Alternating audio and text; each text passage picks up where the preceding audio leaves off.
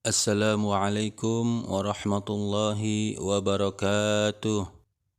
Bismillahirrahmanirrahim.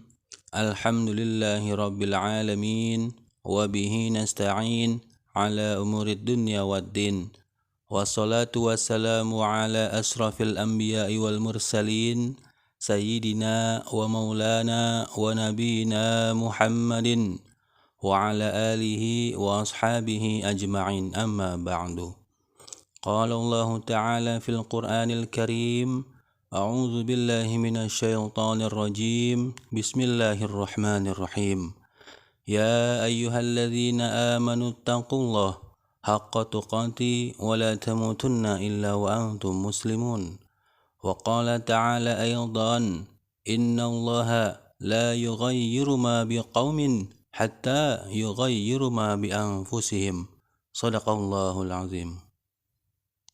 Ma'asyiral muslimin, pemirsa Ulim Media dimanapun Anda berada. Pada kesempatan kali ini kami akan mencoba membahas mengenai dua macam rezeki. Dari pagi kita sudah bersiap-siap untuk pergi ke kantor. Pagi-pagi kita sudah siap untuk pergi bekerja. Sampai siang hari bersusah payah, bercucuran keringat, banting tulang. Sampai sore, sampai matahari terbenam, terkadang kita masih berada di jalanan, macet-macetan, berjibaku dengan sesama kita.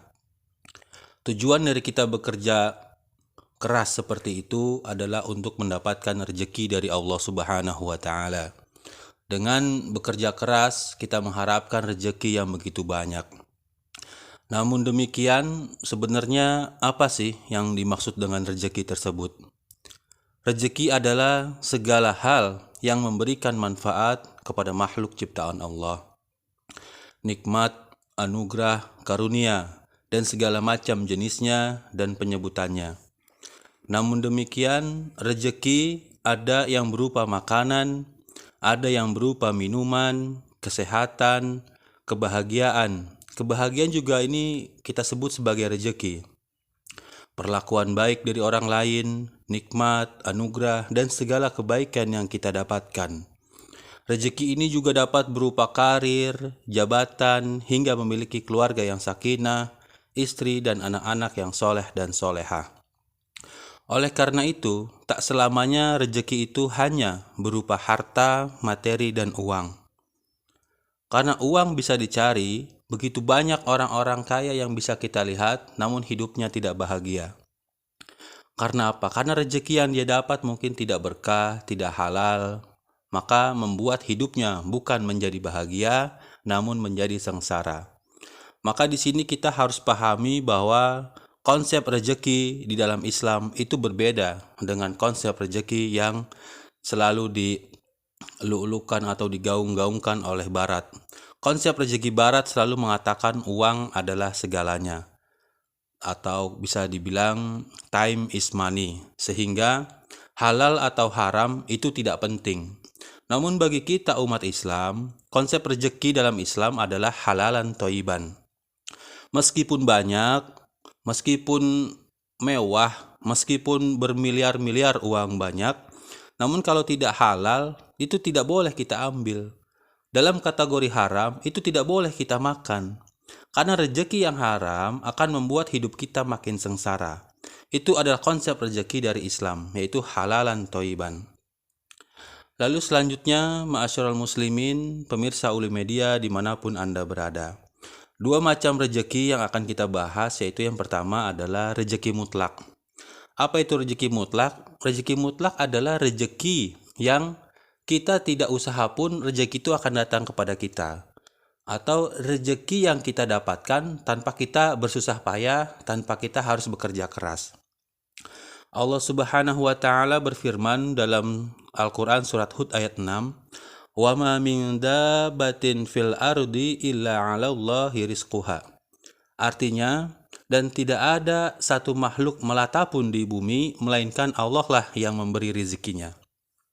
Artinya, semua makhluk hidup yang ada di muka bumi ini telah Allah jamin rezekinya.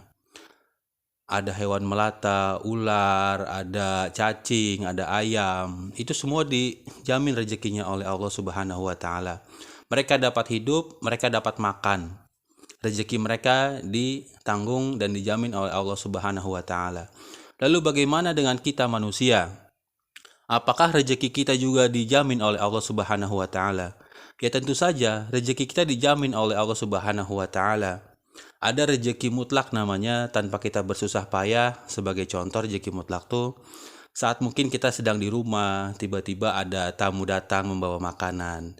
Saat kita suatu hari kita sedang menginginkan suatu makanan tertentu, katakanlah misalnya sate atau mie ayam atau apapun jenisnya, tiba-tiba ada teman kita datang atau tetangga kita atau keluarga kita datang, mereka membawa makanan tersebut.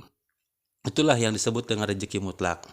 Atau rezeki mutlak yang lainnya seperti contohnya saat kita bernafas, udara ini kan, oksigen ini adalah rezeki yang harus kita syukuri. Karena teman-teman sekalian, jamaah masyarul muslimin sekalian, apabila kita di rumah sakit, kita bisa bayangkan tabung oksigen itu harganya sangat mahal. Apabila Allah memberikan biaya atau kita diharuskan membayar untuk setiap helaan nafas kita, berapa juta, berapa miliar kita harus membayar untuk udara ini. Dan juga sinar matahari, itu pun adalah rezeki yang harus kita syukuri. Karena beberapa wilayah di belahan muka bumi ini ada yang tidak pernah terkena matahari. Dan itu sungguh tidak sehat. Maka hal-hal seperti itu adalah rezeki mutlak yang harus kita syukuri.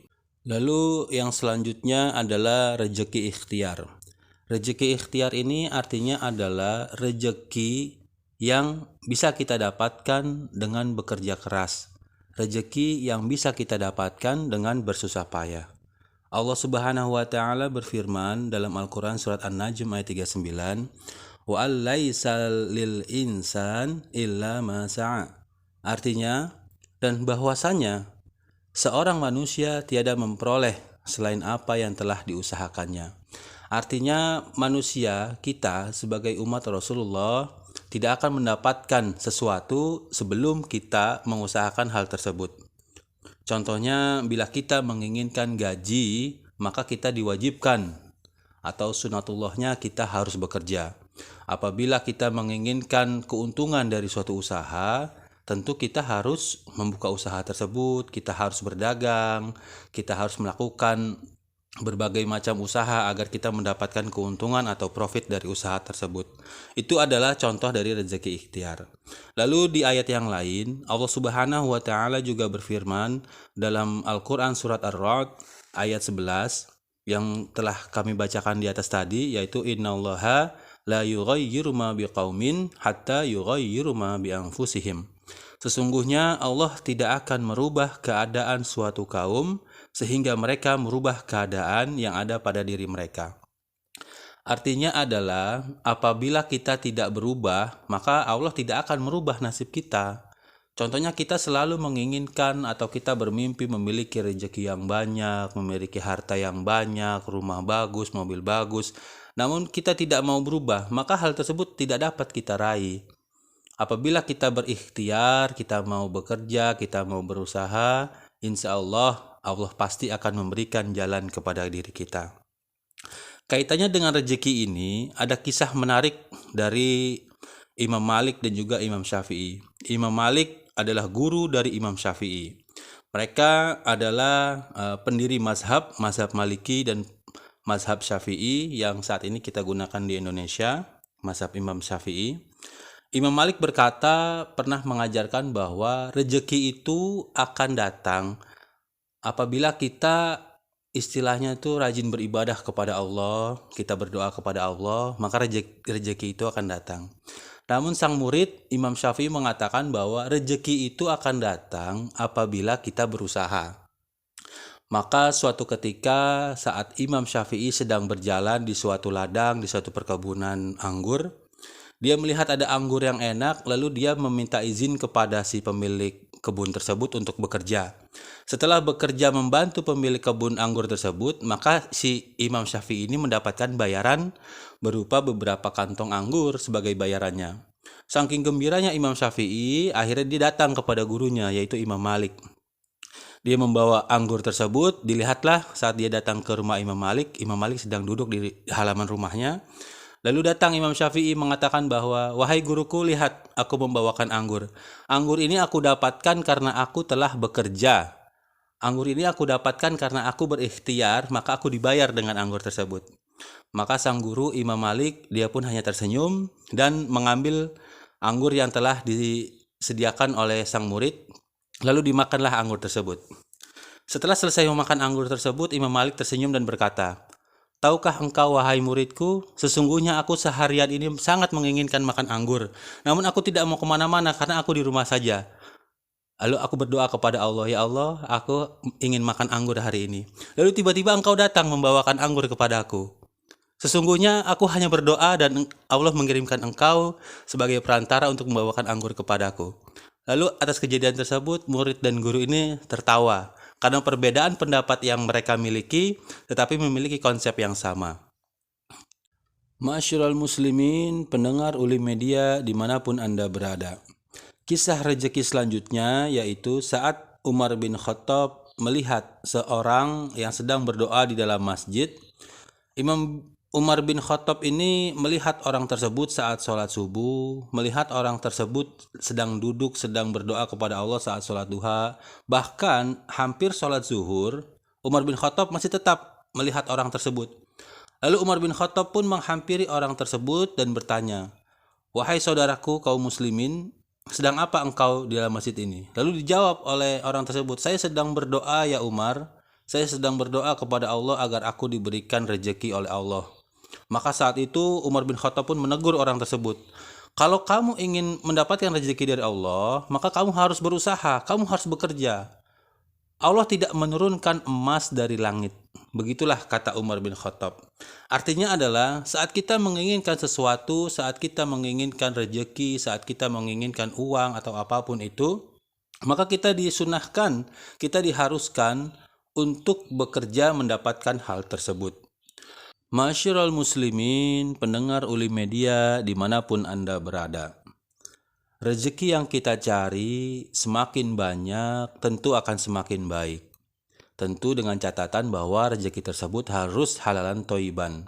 Karena itu adalah konsep kita sebagai orang Islam, konsep sebagai orang Muslim, sebagai umatnya Rasulullah SAW, kita harus mendapatkan dan hanya memakan rezeki yang halalan toiban. Konsep rezeki kita berbeda dengan konsep rezeki orang barat. Kita mengharamkan riba, sedangkan orang-orang barat mereka sangat senang dengan riba. Kita seorang muslim tidak boleh menipu dengan mengharapkan keuntungan sesaat. Namun sebagian besar dari konsep-konsep barat mereka tidak memikirkan hal tersebut.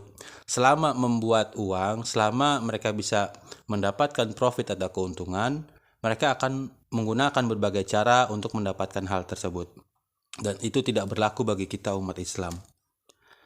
Rezeki yang kita dapatkan dapat kita dapatkan melalui jalur langit dan juga jalur bumi atau jalur darat. Jalur langit ini artinya semakin giat kita beribadah kepada Allah, semakin kita giat menjaga sholat kita, maka insya Allah rezeki kita pun akan semakin lancar. Bila seseorang sedang memperbaiki sholatnya, sesungguhnya ia sedang memperbaiki hidupnya. Jaga sholat 5 waktu kita, jaga sholat sunnah kita, sholat duha, dan juga sholat tahajud. Kalau kita belum mampu untuk bangun sholat tahajud, maka sebenarnya impian kita tidak terlalu besar. Atau impian kita hanya sekedar mimpi-mimpi kosong. Apabila Anda memiliki impian yang besar, ingin memiliki usaha yang besar, maka Anda pasti bisa untuk sholat tahajud dan meminta kepada Allah Subhanahu wa Ta'ala agar memberikan rezeki yang banyak, agar dapat memberikan usaha-usaha yang menguntungkan. Ma'asyiral muslimin, pendengar Uli Media dimanapun Anda berada. Dan jalur bumi atau jalur darat tentu kita harus berikhtiar sesama manusia. Jalur langitnya hablum minallah, jalur daratnya atau jalur buminya kita dengan hablum minan nas. Yaitu kita harus memperbanyak silaturahmi dengan teman-teman kita.